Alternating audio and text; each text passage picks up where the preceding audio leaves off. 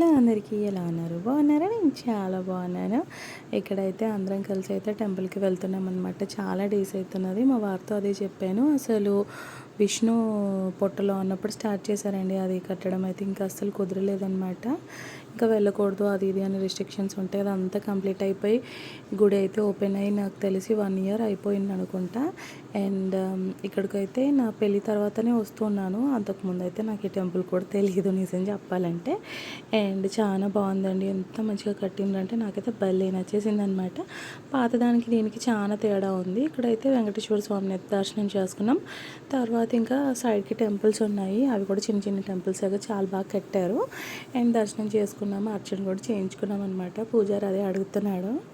మా వారి గోత్రం అదంతా చెప్పామన్నమాట.